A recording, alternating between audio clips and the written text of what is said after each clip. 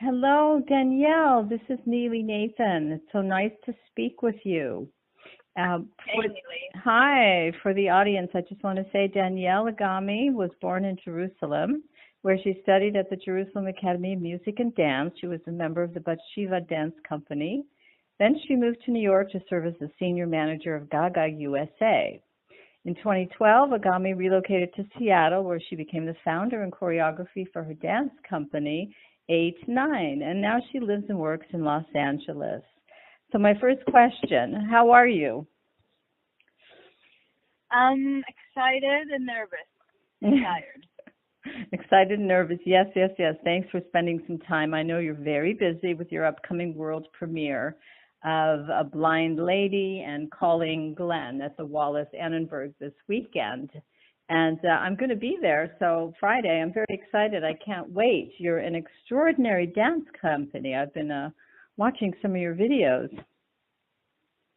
Thank you. We're trying to have fun and host the audience with the same agenda of really having a meaningful meeting between us when they come. Yes. So actually you came to the United States and you said that you had a calling to share the techniques that you learned of the Gaga language. And in the beginning, I understand that you had some difficulties in communicating with your dancers on what you wanted exactly.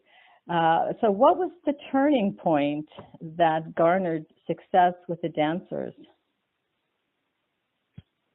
I think that like any new language, it takes a moment for us to first understand, but then also getting rid of the idea of a person needing to already know everything and to agree with the fact that we don't know so much and we want to learn new qualities, new options, new possibilities. And, you know, when somebody is facing what he doesn't know, usually there's this gap of time when embarrassment is in between two people or a person and a goal. And I feel like this is okay to admit those weaknesses and then to decide that despite them, we want to create something together. So I think the way I even connect to America and the way I connect with people and dancers is through those moments that we have to realize what's exactly ahead of us or between us and what are we going to face, and then to say, okay, I still stay and I still gonna do it and fight for the process of change, not only for the concept of change. So I think that's why things sometimes take time and another round and another round, and I think it's a relationship. And even if you fall in love, after you fall in love, you have to start working on it and holding it. So it's almost 7 years that my company is going and dating LA, because also dating LA is really is a task for dance, because it's quite unknown yet versus what you know in Europe and Tel Aviv when it comes to the dance being consumed by the audience, and that also is at least 40% of our struggle is to convince people to come and see and watch dance. So I think all of that kind of bundle is keeping me very busy in my head and in my body. Lucky about that too. Yeah, when I saw the videos, I thought it's so personal and so intimate. It's really, it is a change. It's a change for the dance world. So with the world premiere, you're featuring original live music by Spanish singer, songwriter Lourdes Hernandez, Russian Red. And then you're doing Calling Glenn with live music by Wilco percussionist Glenn Kotche. So my question is, regarding A Blind Lady, I was reading, it reveals Agami at her sharpest and most profound as she brings vision to the insecurities and absurdities of living and working in LA. So I can't help but find that amusing, because I've lived in LA for 40 years. By the way, I was born in Israel, but I came here when I was 3. So I wanted to ask you, what are you talking about? You think LA is like absurd and La La Land is absurd? So I'd like for you to please share an experience or two that you had. Well, there's this wonderful sense of space in LA. There's wonderful sense of beauty in LA. There is wonderful, constant, beautiful light from the sun and the weather, and there's something very spoiling about being here. But then the moment you look inside, or the moment you close the door in your apartment and you sit by the dining table, I think you all of a sudden start feeling that a lot is missing. A lot is missing because you don't get the same human touch, human reaction, human interaction that you experience in places that are actually more crowded, colder, and actually dealing with harder lifestyle or disappointment, like just waiting for a subway that you just missed, or extreme cold that is bringing people to stay home and stay together. So I think LA is giving us this pleasure, but then taking away from us a lot of basic human needs. And I think the dialogue between what you prefer and what you're willing to sacrifice is constant for me since I moved away from Israel to here. And the cultural difference makes me feel sometimes hidden or forgotten, or screaming very loud, but just in the middle of a desert where nobody hears me. But I also feel like they do hear me very often because I'm performing and I'm busy and I'm leading and I'm guiding and I'm talking about those issues that a lot of people share and apparently feel similarly. So it's this mix that is not finding balance, and by the fact that is not finding balance, it makes me want to make work about it and think about it with musicians, with dancers, and that's what we're doing here with A Blind Lady. We're trying to touch that sadness and touch the loneliness, but also admit the beauty and the power that the freedom definitely gives us.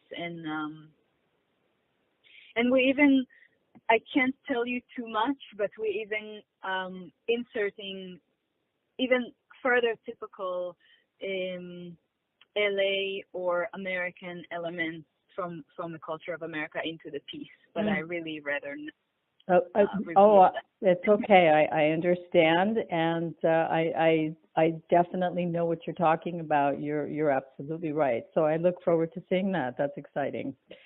Another thing that I read about your collaboration with Glenn in Calling Glenn is it captivates the audience with Agami's choreographic blend of brilliant strength, nuanced physicality, and humor that inspires the imagination. So it made me think, I don't think I've seen much of humor in dance performances, and that got me excited because it reminded me that how much I love humor in art.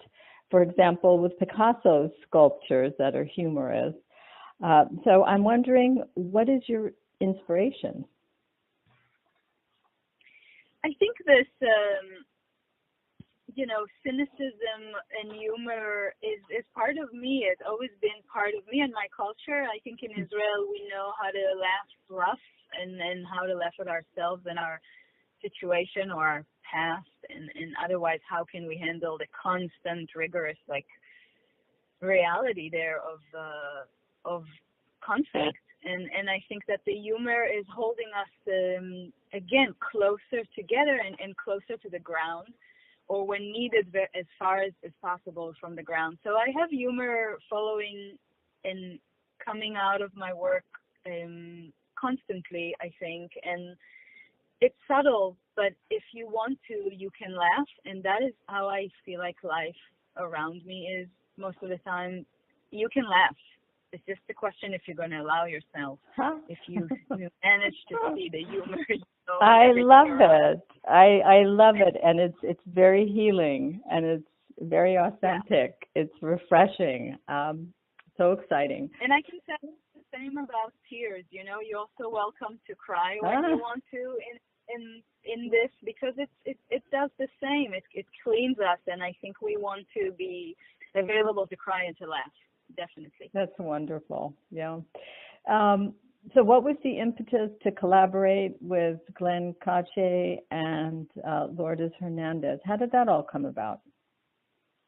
Well, a lot of very lucky coincidence. With Glenn, I was introduced to Glenn because Catherine Soros believed that we should meet, and she believed something in our way of work and sound and visual will collide well together, and she was perfectly correct about that. And with Lourdes, apparently she's been following the company and my work here in LA for maybe 4 or 5 years, and she was too shy to come forward and say hello. And then in October, she saw a recent performance, and finally we were introduced. And once I knew of her and understood how talented she is, it was, like I said, I met her in October for the first time, and here we are in February premiering a piece together. So it was immediate and it was instinctual, and I think it's beautiful what she brings to my work, because I think she helped me to lean on my even more feminine qualities while working with Glenn and with drums and percussion, asking me to connect to a very other side that exists in me. But it was nice to give a break from certain beat and rhythm and to go with vocal and atmosphere. And I think the pieces complement each other beautifully. And I think they're very different. But what the most important thing is that, the dancers look wonderful in both pieces. Oh, your dancers are exquisite. And it is interesting that you said that about Lourdes, because I find that in our life, we meet somebody and sometimes it's instant. We just know right away there's a connection and there's a reason and a meaning. And it's so wonderful when that happens with people. It's almost like I know you. I feel like I know you. So that's great. And about your dancers, they're all so wonderful. I bet that you probably do not have a favorite because they're all so unique. So can you speak about that? I'm a person that I change my mind and my palette like 4, 5, 6 times an hour. So I have to have I'm so excited by having this range of characters around me. I need those different sense of humor, different color, different rhythm, different weaknesses, honestly, also of people. So I'm constantly on a mission to make something better or to expose something in them. So by having those, you're going to see 10 people on the stage this weekend. We have 12 people usually in the house working and researching, and some of them are company members, some of them are apprentices, and this time I decided to go with 10 people on the stage, and you're going to see each one completely different than the other, but we all agree on something that we believe in when we're coming on stage together, and I think that makes it so fascinating and personal and ongoing, and I love that. I love the group that I'm working with right now. I'm very happy about it. That's wonderful. That's really great.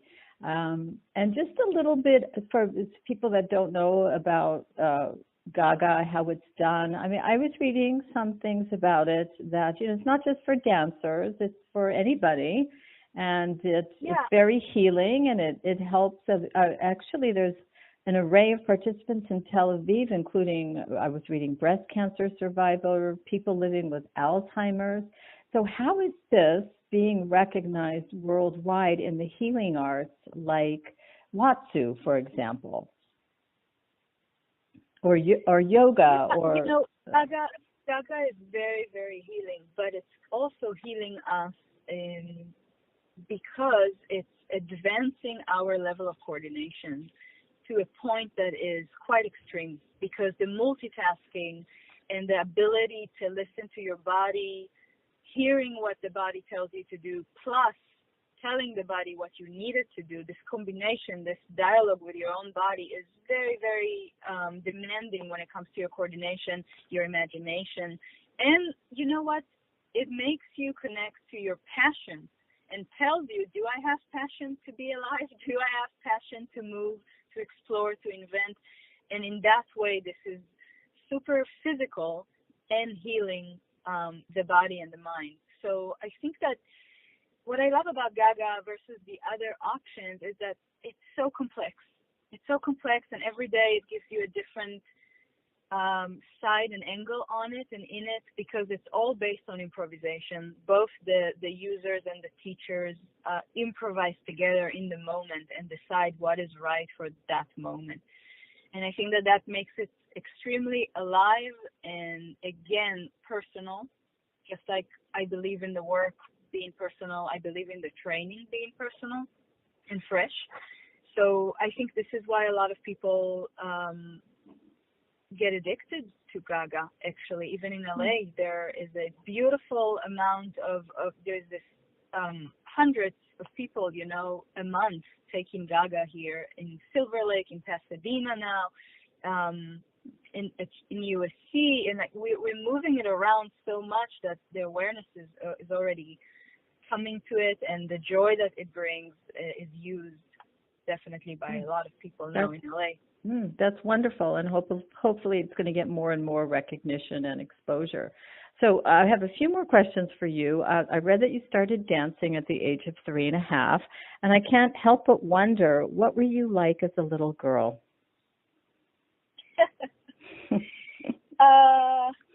You know, I grew up in LA because my parents had this dream of living in America, and they moved me to the Valley when I was 10 months old. And then started those 3 years of my parents trying to live in LA, trying to live in New York. And I was this passenger moving along, sitting in the car. My mom says I was very quiet and constantly awake. But every once in a while, I used to go under a plant in the house and tear it apart and pull it upside down. And so I had my reservations, but I had my quiet way to protest, I believe. So when I was 3.5, we moved back to Israel, and the first thing I asked is to dance. And I don't remember it, but it was something that came out after being a bit of a gypsy-ish or a guest here in America for those few years. And now it's funny because I live here and I brought my dog with me from Israel, and he's sitting in the car going everywhere with me, or on a plane or on a train, and we're kind of I'm doing with my dog what my parents done with me, but it's kind of a closure. And yeah, I don't know how I was as a child, but I know that I was taking a lot of information in and keeping quiet for a while. Well, that's interesting you brought up your dog, because that was my next question. You're very connected with your dog. And is his name George? Was that his name? Yeah. Yes, George. Okay, so I also had a dog as a teenager, a Belgian Shepherd named George that I loved. So I thought that was really charming when I saw the video of you and your dog. And then I was wondering, do you ever dance with him? He's immediately jumping on anyone that wants to dance. So he's very responsive to any emotional change, any physical change. Yeah, we dance, we go crazy in the house, in the studio. He loves being wild. He's already 9 years old, but he's very wild when he wants to, and very delicate when he wants to. Yeah, I pay attention to his needs and try to really give him everything I can. Maybe it's even exaggerating. That's funny. Yeah. Okay.